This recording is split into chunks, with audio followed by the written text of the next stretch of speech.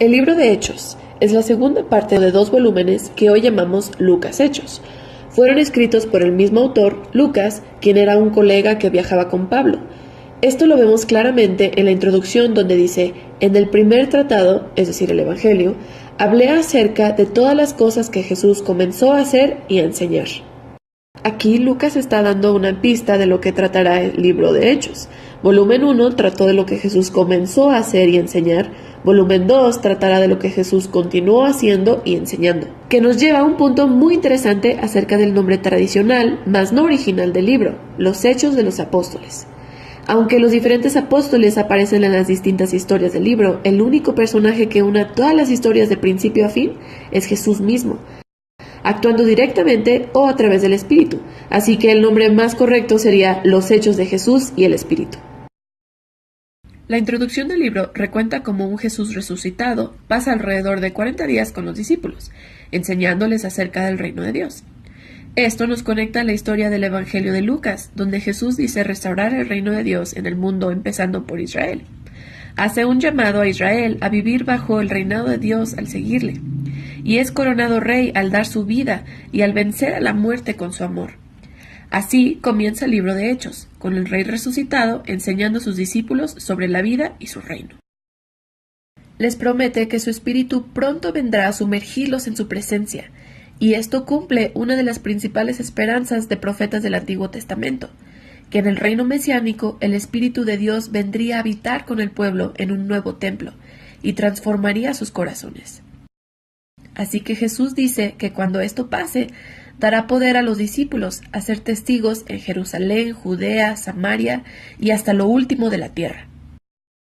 Y haberles dicho estas cosas, Jesús es alzado en una nube, una imagen elaborada del libro de Daniel en el capítulo 7, que nos muestra cómo Jesús es coronado como un hijo de hombre quien fue reivindicado después de su sufrimiento y ahora tiene dominio eterno junto con Dios.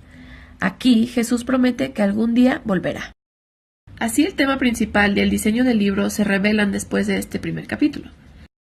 Esta una historia de Jesús guiando a su pueblo a través de su espíritu a salir al mundo, invitando a todas las naciones a vivir bajo su reinado. Y la historia comienza con este mensaje esparciéndose en Jerusalén, luego en Judea y Samaria, tierras cercanas de gente no judía, y de aquí a todas las naciones hasta lo último de la tierra. En este video solo nos enfocaremos en la primera mitad del libro.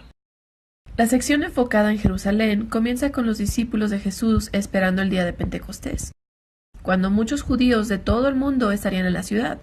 El Espíritu Santo descendió a los discípulos como un viento recio, y algo como fuego aparece sobre sus cabezas, y juntos comienzan a contar historias de los grandes hechos de Dios. Todo esto en idiomas que ellos no conocían, pero la multitud que los rodeaba entendía perfectamente. Ahora, para ver lo que Lucas está enfatizando en esta historia, es crucial entender las raíces del Antiguo Testamento de donde provienen estas imágenes. Primero, vemos viento y fuego, que son una alusión directa a la presencia poderosa de Dios, como fuego llenando el tabernáculo y el templo. También es conectado a las promesas proféticas que Dios habitaría a través de su espíritu en el templo en el reino mesiánico. Aquí en Hechos, esta poderosa presencia de Dios viene a habitar no en un edificio, sino en su gente. Lucas está diciendo que el nuevo templo prometido por los profetas es la nueva familia del pacto, el pueblo de Jesús. Que nos lleva a lo segundo que Lucas quería decir, que cuando Dios descendiera a habitar en su templo, Él reunificaría todas las tribus de Israel bajo el rey mesiánico, y que las buenas nuevas del reino serían anunciadas por todas las naciones. Lucas nos describe a detalle la nación internacional de múltiples tribus de todos los israelitas que estaban ese día de Pentecostés y que respondieron al mensaje de Pedro. Los apóstoles siguen llamando a los israelitas para que reconozcan a Jesús como el Mesías, y miles responden, formando nuevas comunidades de generosidad, alabanza y celebración. Pero no todos se unen a la celebración.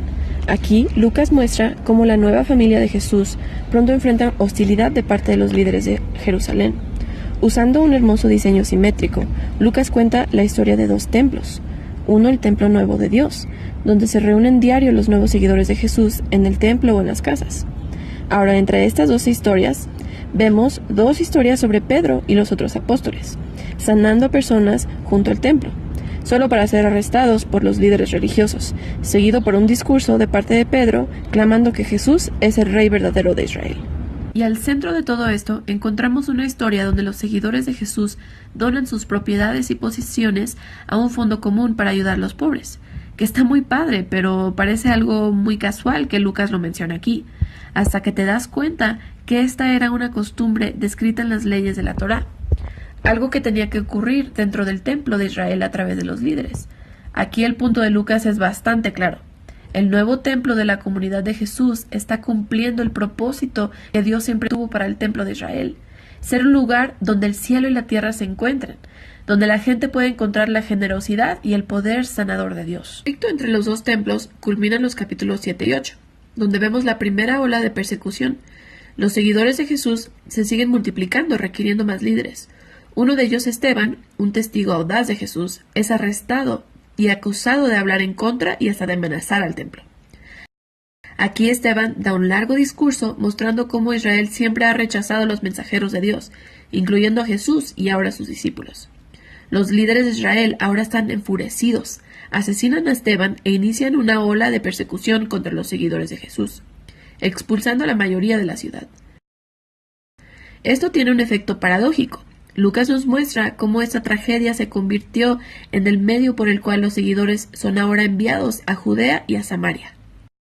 En esta sección, Lucas ha recolectado varias historias que muestran cómo esta comunidad judía basada en Jerusalén se convierte en un movimiento multiétnico internacional. Primero la misión de Felipe en Samaria, la tierra de los enemigos de Israel, y muchos de ellos llegan a seguir a Jesús. Después tenemos la transformación de Saulo de Tarso, después conocido como Pablo. Él era un enemigo y perseguidor de los seguidores de Jesús, hasta que tuvo un encuentro personal con Jesús resucitado. Después se convirtió en un defensor apasionado en nombre de Jesús.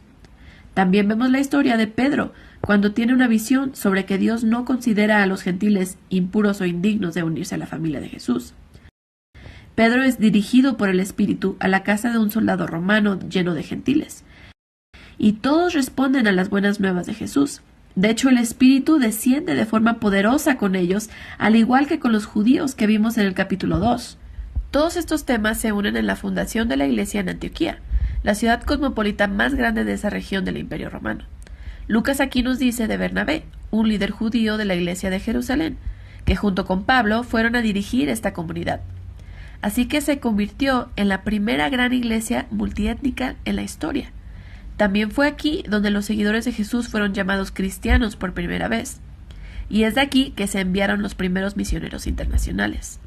Y así vemos cómo se va cumpliendo la comisión de Jesús. Y esto nos lleva al resto del relato de Lucas.